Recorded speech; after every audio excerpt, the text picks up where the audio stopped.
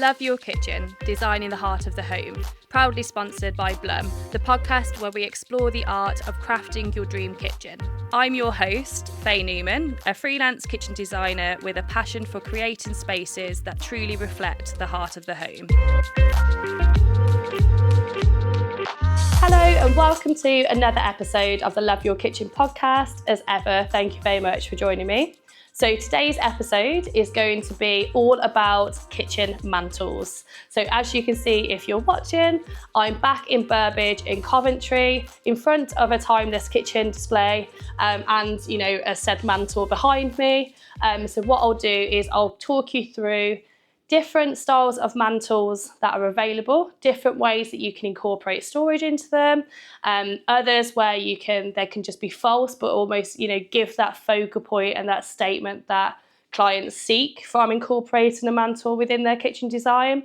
And also I'll talk about the parameters and distances and things that you need to think about to make sure that if you are looking to incorporate a mantel within your design, you've thought about everything. So hopefully you're picking, the best style and size to suit your space, but also, for your personal preference from a design perspective. So kitchen mantels aren't always just needed for the timeless shaker style kitchens. When you say mantel, you do think, it's going to be a bit more traditional. It's not necessarily the case. I think if you're going and looking for a fusion between, say, like a traditional kitchen and a contemporary kitchen, they can make, again, a great way to create sort of like a minimal way to hide your extractor, especially if you're going for open wall cabinets or, shelving either side. So it's not just traditional based. I'd say mantels can vary across the board. But today, I'll show you different styles, the fusion that I spoke about between the traditional and the contemporary, and then also, a modern design that I've been through on the show with a previous guest, Charlie Smallbone.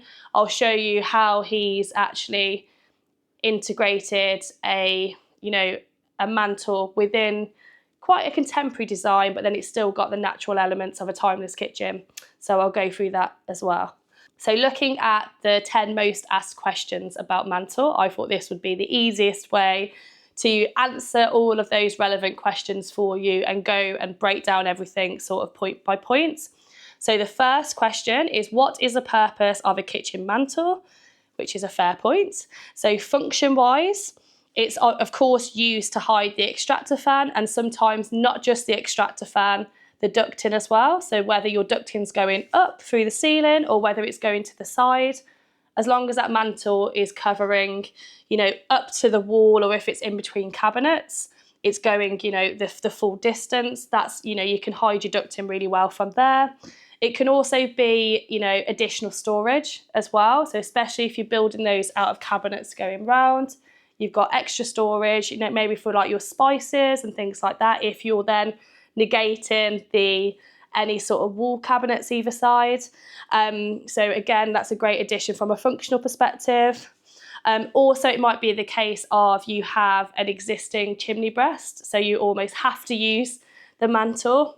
So that would be another reason from a functional perspective to keep your extractor hidden, within those parameters, and then look at different options about how you can maybe jazz that up a little bit from a style perspective, so it's different to what you've got potentially in your existing kitchen now. Aesthetics, obviously there's lots of benefits. They're a great way of adding detail and your own sort of personality within a design, like what we've got here behind me, where we've got a stud work coming down. So it's a floating mantel, but it's mimicking beautiful cornice going across, and then the radius profile at the bottom. So that would, again, be a great way of making, rather than cluttering the wall with lots of wall cabinets, it's added a level of sophistication that marries up beautifully with the design, but it's not adding a different colour. It's muting in with the background really nicely, but it just gives that more sort of detailed, more considered finish. It might be a case as well that you want that in a different colour, which again, I'd say probably would go more down the classic sort of style. Could have a combination of the neutral and then maybe the boarding at the top. But there's so many different designs that you can go with that can really, really can be tailored to what you like, and also to your space in regards to, the widths, the heights, whether to go for, I call them legs, they're not mantle legs. This is floating. But yeah, there's so much to go for. So I think that's what's, really great about it. And also it's a great way to add new materials into your space as well if you wanted to. So for instance, if you wanted something quite rustic, quite, to add sort of a country kitchen, you could have a stud work like this coming down with like a bit of rustic reclaimed wood at the front of it, just at the bottom, to again make a feature out of it, but also a little bit more, pared back and less sort of built in, then adding the extra detail out like this. So it completely depends of what sort of aesthetic and overall look you're wanting to go for your kitchen. But I'd probably say those are the main purposes and almost benefits of going for a kitchen mantle if it suits your design. Second question, can I have a kitchen mantle if I don't have a chimney breast? Yes, you absolutely can. A large proportion of the clients that I work with don't specifically have like a chimney breast or a specific sort of cooking zone. It might be a case of we might be moving the cooking zone to a different area in the room, or if it's an existing kitchen to a different section, but they just want the look of a mantle, which is when a false mantle like this is created. So the answer to that is yes, you can still have a kitchen mantle even if you haven't got a fixed chimney breast.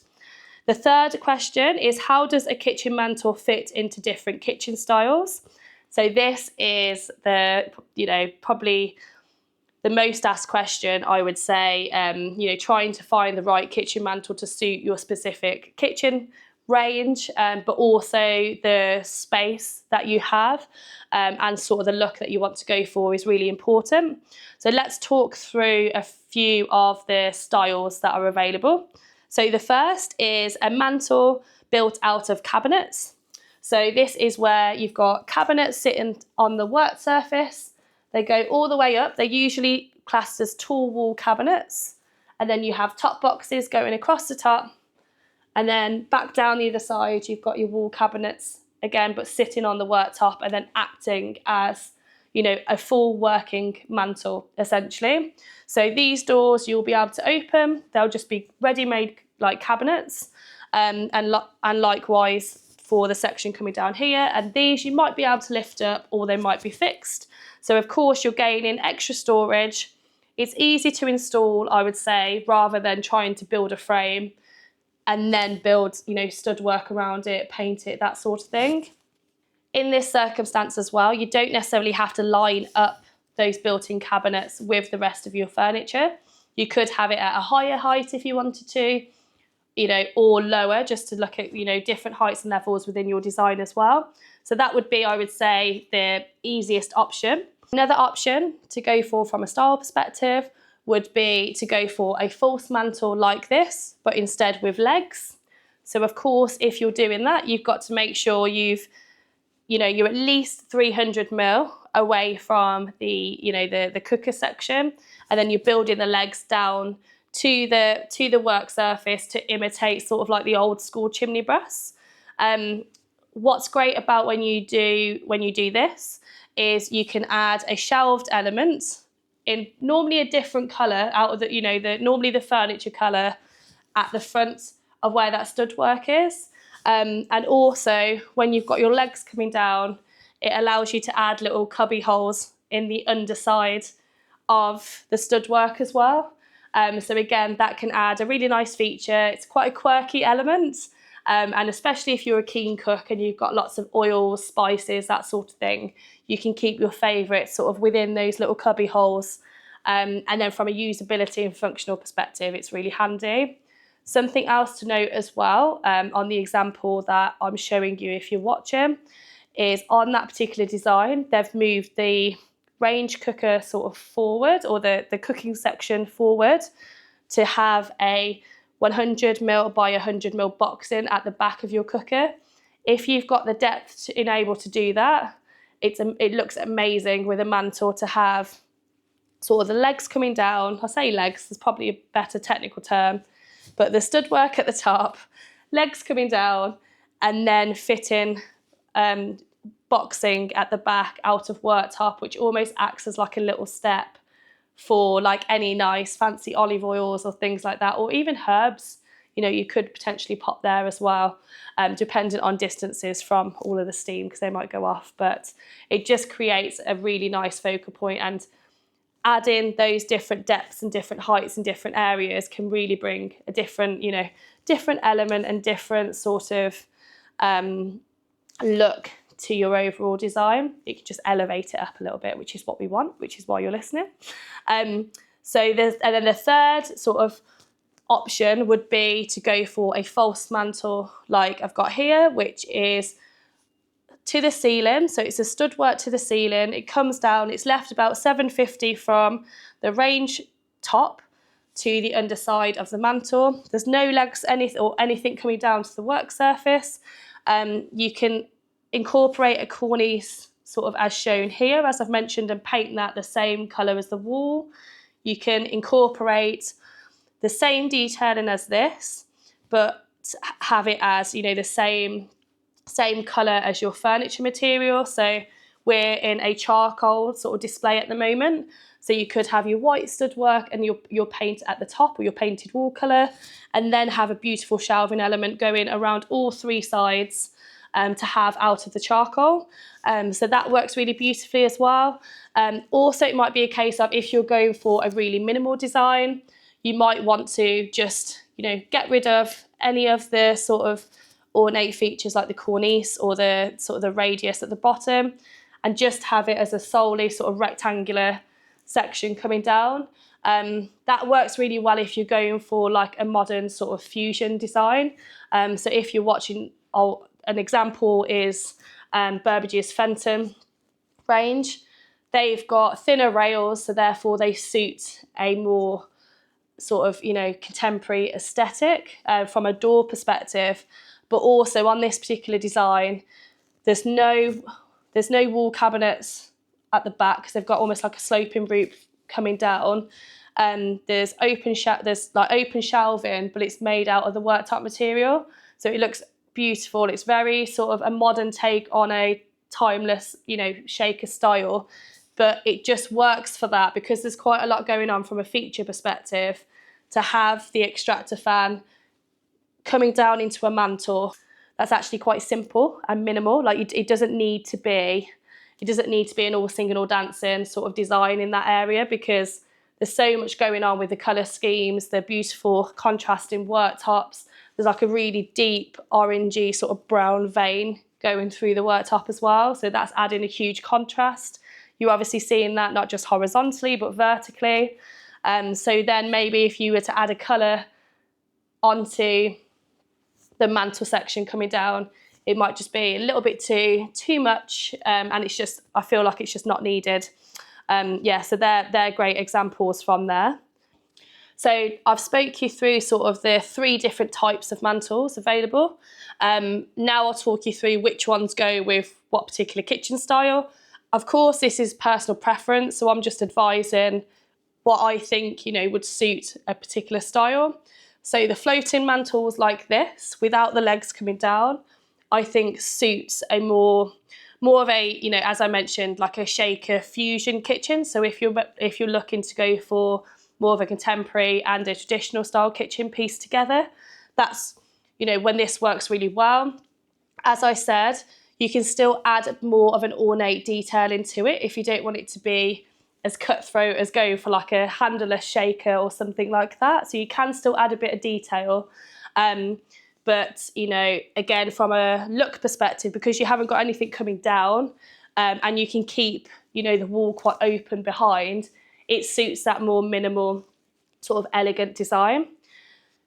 You might also want to use this if maybe you haven't got a lot of prep space either side, because you've got to think, if you're going for a mantle with legs, as I've mentioned, you've got to have quite a big run near your cooker in order to have the distance from your cooker to the leg, to have The thickness of the leg, which I'd say at least needs to be about 250, 300 mil. If you go in any thinner like that, it's just like you're trying to add something in that doesn't fit. And then usually you have more work surface going off at either side. So I'd also say as well, if you've maybe got a more compact kitchen, but you still like the look of a mantle, this would be a great way of doing that because you're not having to interrupt and take off any of the worktop space. The mantle option where it's made out of cabinets going all the way sort of up and round works great. You can sometimes have them fixed at the top with like a shelf, you know, going across it to add a bit more of a decorative element. But those I would say would be great if you don't fancy having anything sort of like an open cubby hole as such on the underside of where your stud work is.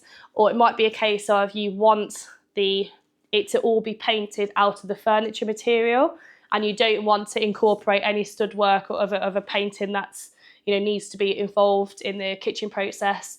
And of course it optimises storage, going for the full mantle that's out of the furniture material as well, because you'll gain 300 mil wide, tall, 900 mil high usually, or 720 high wall cabinets either side. So you're still getting some storage, maybe even if you're not going for any wall cabinets either side.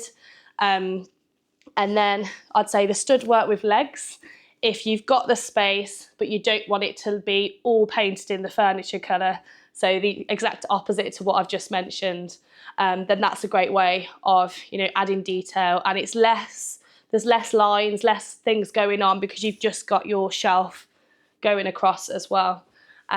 So again, that might suit sort of a more, you know, pieced back design, maybe more of a minimal sort of esque design, to say the really ornate detail everywhere, all singing or dancing, sort of full mantles that you can get through, you know, out of the furniture material.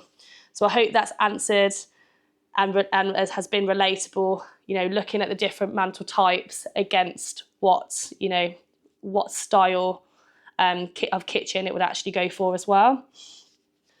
Question number 4 is, what size range cooker fits under a standard kitchen mantle? So that's a good question.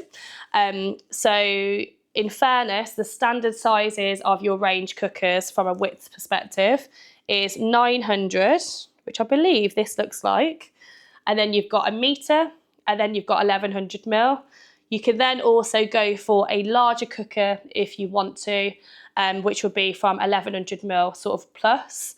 There's bespoke companies out there. So LeConte has featured on the show before, which is a company where you can literally go for like a 1200 mil or like a 2 metre massive cooker with like sous vide cooking. Like you can just go crazy and add everything in. So I spoke to the MD of that particular brand quite early on into the show, actually. I think it was episode 13, and it was timing your kitchen upgrade and building bespoke LeConte cookers with Stephen Fielding. So that would be a great episode if you've got any questions looking into, you know, different range cookers and the different features that you can have with maybe a bespoke supplier for that. But going back to the question, the standard sizes for cookers is 900 a metre to 1100. What I would say from matching your kitchen mantle above it is to make sure it's at least in line. So it's the same width. I wouldn't personally do a kitchen mantle smaller, I don't think. I mean, you can in some circumstances, but I think it looks nicer and grander to make it the full width. And then, you know, you can go wider than that, for instance. So looking at this, we've probably gone, say, 100 mil wider than the oven at the bottom, and then it's still looking in proportion from there. Of course, you've got to not just think about your cooker, but you've got to think about how big the canopy extractor is that you're wanting to add on the underside of this mantle. You know, what will that be? Usually a standard, like the larger sort of width ones, they can be 900 mil, but if you're going for like 1100 or, you know, a metre, you might want to add 2 smaller ones in underneath, or go down the bespoke route, or have the 900 mil and just go for, you know, a really good extraction rate on the appliance. So that's probably how I would gauge the size of the cooker, and then the size of the mantle sort of to match that. Also, you've got to look at a size that is suitable for your overall layout. There's no point going for a massive mantle if it's just taking up too much wall space and it's actually not, you've always lost the use a little bit from it. So you've got to obviously use your proportions and sort of your eye and look at examples in order to, to gain what those proportions look like. From a size perspective, looking at underneath the canopy, extractor and the mantle, what we normally do is, so you've got from the floor up to your range cooker, usually that's 900 ml. Then in between your range cooker top to the underside of your mantle, that's usually 750 with a gas and 650 with an induction. And then you can, of course, make your mantle go all the way up to the ceiling as shown here, or you can stop it, maybe taper it in at the top if you want to, dependent on how you're ducting again from there.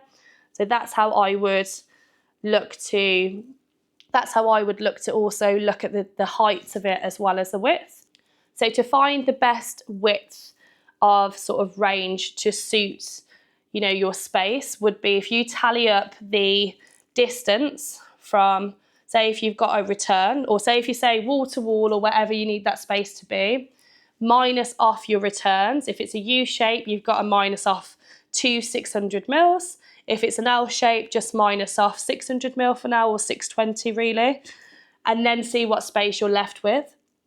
You've got to allow for, say, 60 mil in the corners, just for your corner posts, but then that will show you sort of what's left in the middle from a mantle perspective, from a range perspective. So personally, I would say if you've got sort of a more compact kitchen, I would say that you've got at least a 500 to 600 mil cabinet either side of the range cooker. So when you're tallying up how big a cooker you can go for, I'd make sure from a proportions perspective you've got at least a 600 or a 500, and then maybe you'll have your return or it ends there. It just means that from a visual perspective it looks better, but also it still allows you to actually use this space. There's no point having, a massive range cooker if there's nowhere to prep or it's just too confined for you on the worktop as well. So that's a really good point to think about when you are looking at your cooker size. Okay, so question number 5 is, how high should a kitchen mantle be installed above the cooker? So if you have a gas cooker, it needs to be 750 from the top of the cooker to the underside of the mantle. So usually it's 900 mil from the floor to the top of your worktop, and then your range is sort of the similar height to that. Sometimes it can be slightly higher.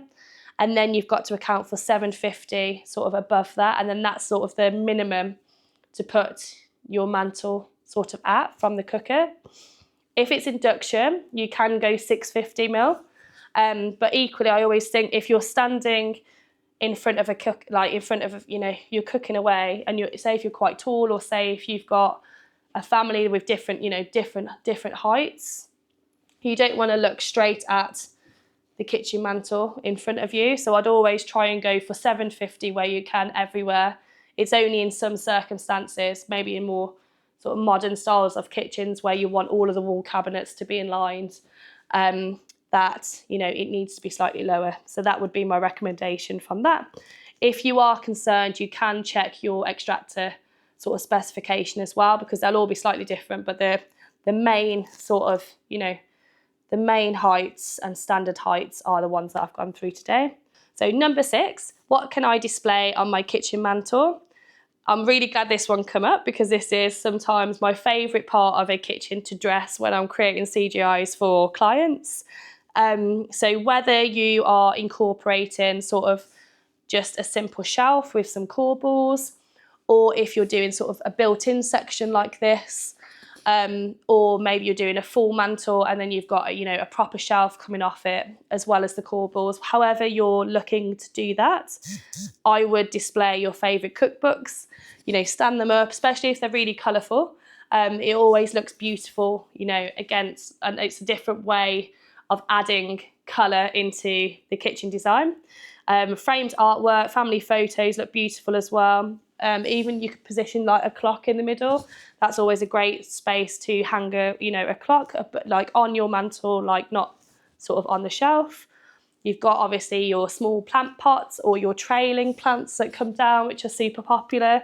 So that could sit there dependent on how thick the depth and how deep the actual shelf is, and also how well supported that is as well. So speak to your fitter and see how well it's fixed, shall we say. So if you put in anything sort of ceramic or anything on it, you don't want it to fall down. Also, festive decorations are beautiful. So if you're, say, getting your kitchen sorted in like around summertime, when the festivities start to plan out at the end of the year, it's a great way to just put like a little, a wreath on it and then, decorate it from there. So there are lots of different elements that you can add on top of that. One thing I would say from a top tip though is sometimes when you're, say if a kitchen supplier has sent you or your fitter a full mantle kit to put together, sometimes they don't have any like a top on it. So just make sure before your fitter goes, or if you're fitting it yourself, you have like a length of plinth that you can cut down or something that can act as a shelf just at the top. So when you are putting all these lovely items, they're not sinking past, the detail that you've got, if you've got like a cornice or something. If you are doing that and you're doing that yourself and creating that shelf, make the shelf probably, I'd say, 1 centimetre like lower down to the top detailing of the mantel shelf, just so it creates a lip. So if you are standing pictures or photographs or anything like that, they're not sliding off. So something else as a top tip from me there. Number 7 is, how do I line up a kitchen mantle with the surrounding units? So I think this is from a overall height perspective as opposed to depth, because usually the depth is fitted slightly less deep for the mantles than your standard, obviously, furniture depth, because otherwise you'd have a mantle in line with your base cabinet, so it wouldn't be very good from a functional perspective when you're trying to stand in front of your cooker and you're just face planting a mantle. So if we're looking from the floor, the way that I would calculate it, if you don't know your overall your overall furniture or your finished furniture height for your new kitchen, is check how high the plinths are, check how high the cabinet doors are, add your worktop thickness, and then from your worktop thickness to, say, the underside of your wall cabinet, calculate that distance, calculate your wall distance height or your wall cabinet height, and then that will give you to the top of where your wall cabinet should be, or see where your larder cabinets are. If you've got any larders anywhere, measure the height of those, because that will be sort of the definite furniture height from floor to the top side of where your cabinetry is. And then you've obviously got the cornice to add on top of that as well. So that's normally noted in the paperwork as well, how high that cornice can be. So it's whether you want it to fit slightly or to be fitted slightly underneath the cornice, so that you can carry maybe a cornice feature at the top of your mantle if you wanted it to be in line, or continue a shelf going across, or however you want it to look. But that would be how to sort of line it up from a design perspective. So hopefully that's answered the question. Question number 8, are kitchen mantles difficult to install? So that's a very good question. I've not actually installed them myself. However, I have watched them be installed, so I feel like I can still comment. So I would say the easiest one to install would be the ones out of built-in cabinets. Yes, I can imagine they're a bit of a nightmare to try and line up, but because they're pre-built cabinets, they've got the structure, you're not having to build any sort of framework like you would behind, say, like a stud work mantle like this, along with sort of, a space underneath and a structure to be able to hold, the weight of a canopy extractor, but also, allowing that to sit flush on the underside, whether it's a panel or piece of stud work like it is now. So I'd say they vary in their difficulties to be installed. You can get kitchen mantels that come as like kits. So it might be a case of you've got, some wall cabinets, and then you get the 2 corbels, the shelf, sort of a section going across so that you can add, add the corbels and the shelf onto it, and then more shaker sections above. Or you can do it in component form where it all comes in components. Naturally, the component form is going to be harder to fit than, say, if you've got the majority of it pre-built.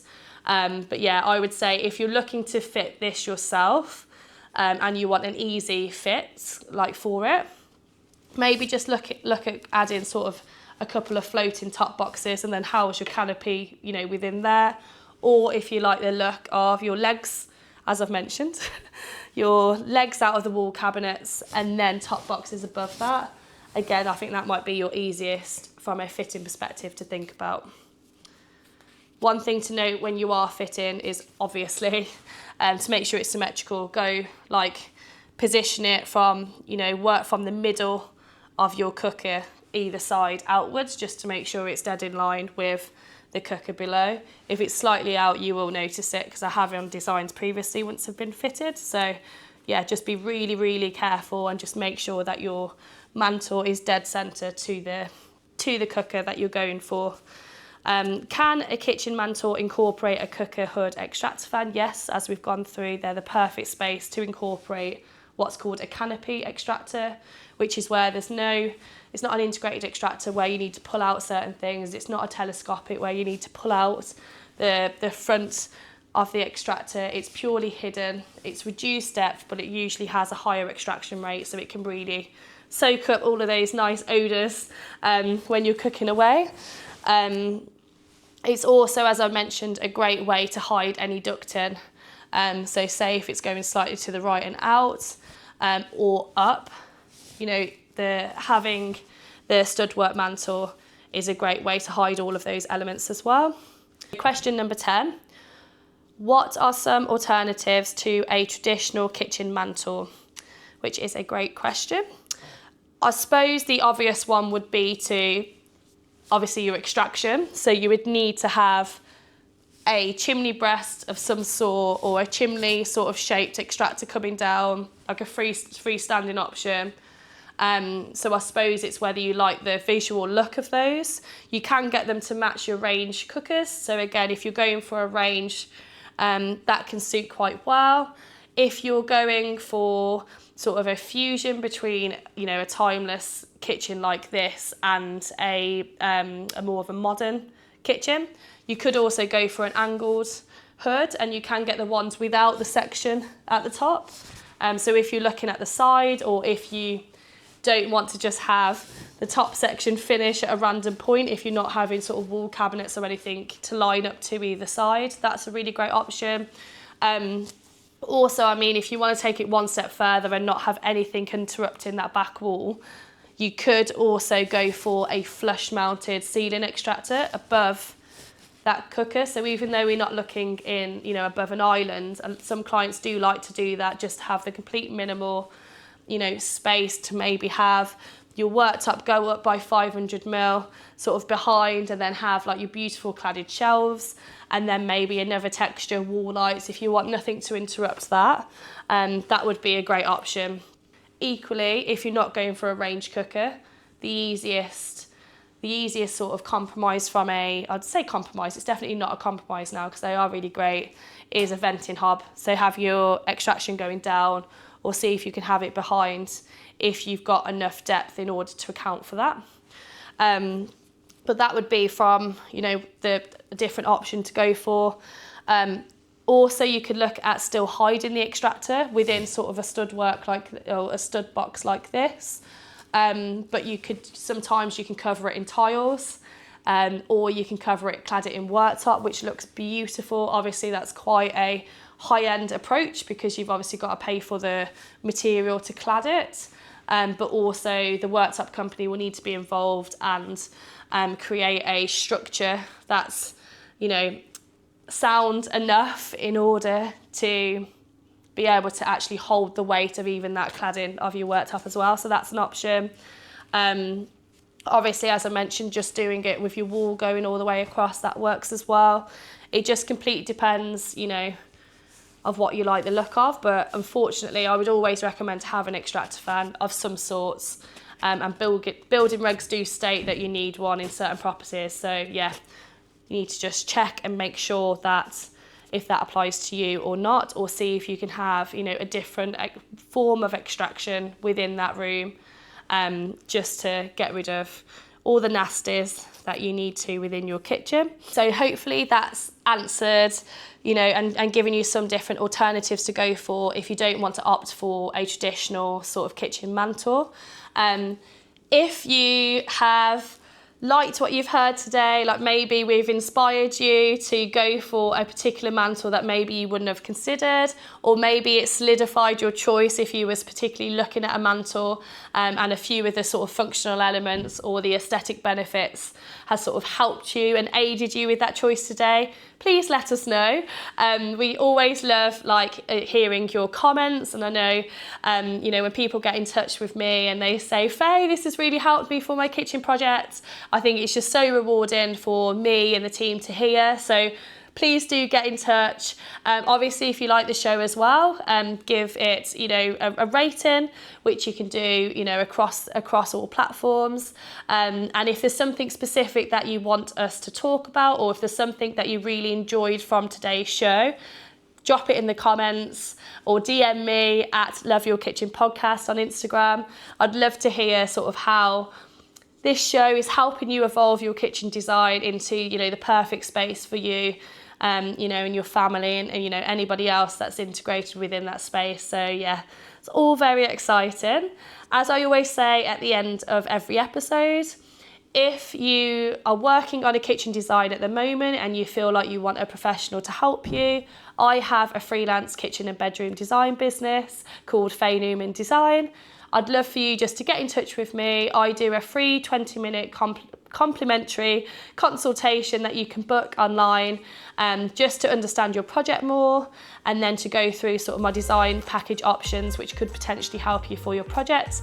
So I'd be more than willing, obviously, to go through all of those with you. Any more questions, drop me a message, and then we can, you know, look to evolve the show and answer all of those questions that keep coming through. So thank you very much. Until next time. Thank you for taking the time to watch this video today. If you have liked what we have spoken about, why not like and subscribe to this YouTube channel. Also, what you can do is click on the notification bell to keep yourself notified of all the new content to come.